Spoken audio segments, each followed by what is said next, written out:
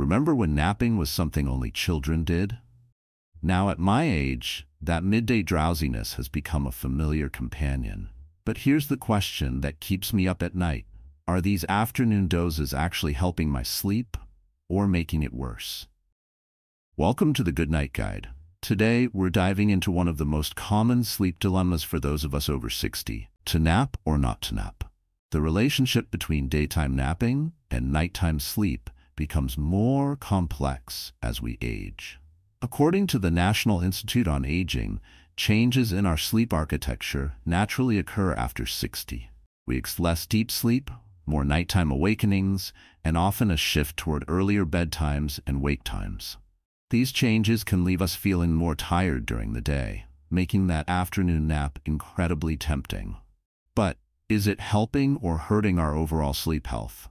Research published in the Journal of the American Geriatrics Society found that short naps of 30 to 90 minutes improved cognitive performance and memory in adults over 65. Dr. Charlene Gamaldo of Johns Hopkins Sleep Disorders Center explains that napping can be beneficial at any age, but needs to be taken in the context of the person's own sleep cycles and body. Let's start with when to nap. Our circadian rhythm naturally creates an energy dip in the early afternoon, typically between 1 and 4 p.m. for older adults. This window presents the perfect opportunity for a refreshing snooze without disrupting nighttime sleep. Now, how long should you nap? This is where things get interesting. Research from the Mayo Clinic suggests that for adults over 60, the sweet spot is between 20 and 30 minutes. This shorter power nap provides just enough rest to feel refreshed without falling into deep sleep stages that can leave you feeling groggy afterward. But what if you're a fan of longer naps? Studies have shown that naps exceeding 90 minutes can significantly interfere with nighttime sleep quality for older adults. Dr. Timothy Rowers from Henry Ford Health explains, if you sleep too long in the middle of the day, your sleep at night becomes disrupted, and that can become a vicious cycle. It's important to note that excessive daytime sleepiness might not just be a normal part of aging. If you find yourself unable to function without long naps, it could indicate an underlying sleep disorder, like sleep apnea or a medication side effect. Always discuss persistent tiredness with your healthcare provider. So what's the ideal approach to napping after 60? Here's a strategy backed by sleep science. First, keep your naps early. Try to nap between 1 and 3 p.m. to avoid interference with your nighttime sleep schedule. As the American Heart Association recommends, avoid napping after 3 p.m. to maintain healthy sleep patterns. Second, keep it short. Aim for 20 to 30 minutes, just enough to refresh your brain without entering deep sleep. Set an alarm to prevent oversleeping. Third, create the right environment. Find a comfortable place with minimal distractions. Slightly dim the lights, but don't make it too dark. You want a refreshing nap, not a second nighttime sleep.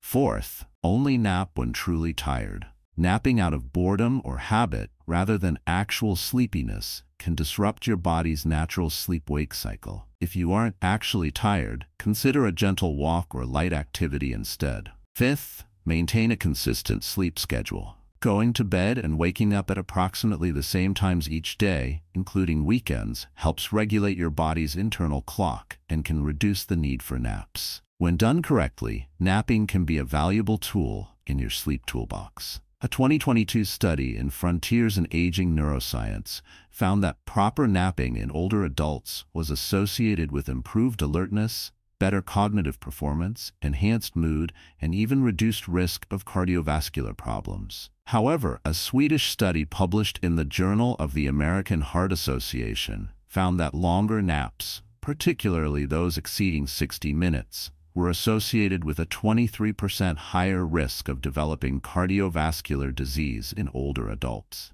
This underscores the importance of keeping naps appropriately timed and sized. Remember, everyone's sleep needs are different.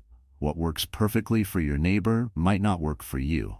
The key is to experiment within the recommended guidelines and observe how different nap patterns affect your nighttime sleep and overall energy levels.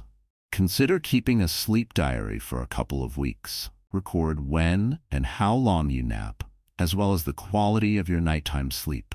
This can help you identify patterns and determine your personal ideal napping strategy. The bottom line? For most adults over 60, a short afternoon nap can be a wonderful way to recharge without compromising nighttime sleep. The key words are short and afternoon. Keep your naps under 30 minutes and before 3 p.m. for optimal benefits. Napping isn't just for children. It's a natural part of human sleep patterns across many cultures and age groups. By understanding how to nap properly, you can enhance your daily energy, support brain health, and still enjoy the deep, restorative sleep your body needs at night. If this video helped you, please subscribe to the Goodnight Guide channel and leave a comment about your own napping experiences. This helps us continue bringing content made especially for you. Sweet dreams, and remember, a smart nap today means better sleep tonight.